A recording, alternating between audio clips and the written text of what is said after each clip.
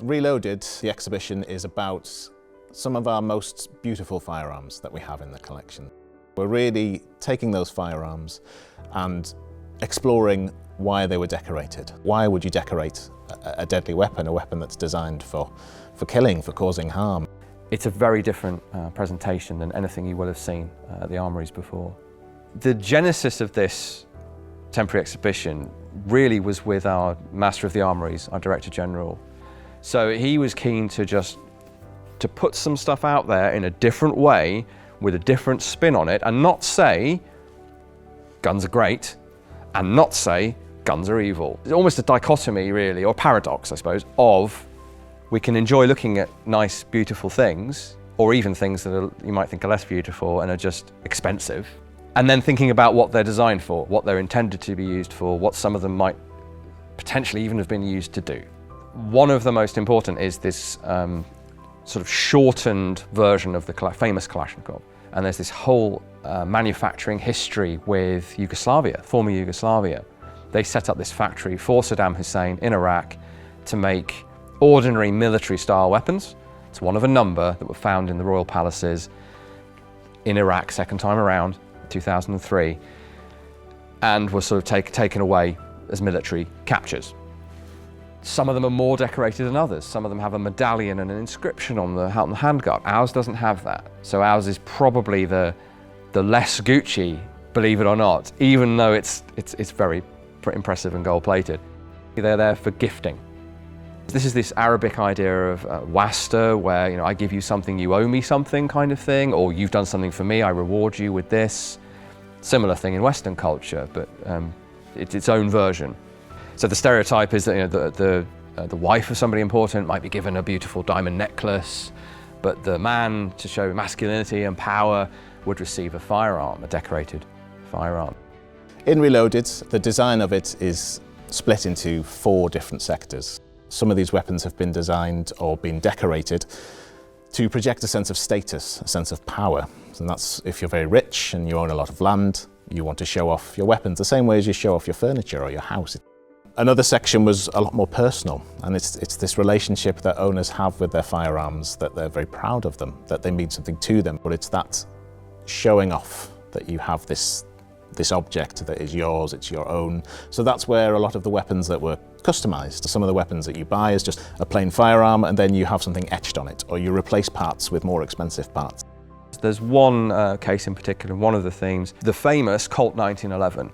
All the gangster movies, all the war movies, most of the action movies have some version of this famous design. John Browning design from, well, 1911, hence the name. And they are things that anyone could save up and buy. Every single one is different. We have an ordinary one in the middle to show you what that would look like. But then we have around it, radiating like the spokes of a wheel, all these different permutations. People make weapons to make a profit. It's the same as anything else, the same as selling cars, you sell weapons. So we have a lot of weapons in our collection that were decorated or designed by companies as marketing products, essentially. Some of them, the Baby Browning, for example, was etched by we think, the master engraver at Browning, because they were very proud of this piece and they wanted to show it off as best they could, so people would buy it. And that is one we've decided to put in a case on its own, just to show how special it is. So it's blued, which means the metal's been given almost like a peacock blue colour. It's got gold etching, it's been etched with rose shapes. It's got a very low serial number, so it's quite a unique piece. Now, we're not entirely sure why. We think it might be the first one that survived proofing, which means it's the first one that didn't blow up when they tested it. So the artist that we worked with for Reloaded, Bran Baxter Simonson, he is a veteran, so he's used the weapons, he's been fired at by the weapons. So he'd served time in Afghanistan, and this is really where the genus for his artwork, his Kalashnikov decorated pieces, came from. His brutals are beautiful, completely covering that in butterflies, and he doesn't want to show it off, he wants to take away some of that power almost. And that really very, very naturally became the disarm section of the exhibition. So this was our first real modern art commissions and loans that we were bringing into the museum. Lost Innocence, decorated with sweets, it's decorated with love hearts, it's decorated with hundreds and thousands. So for our team bringing that in, it was quite challenging. They're used to metal, to wood.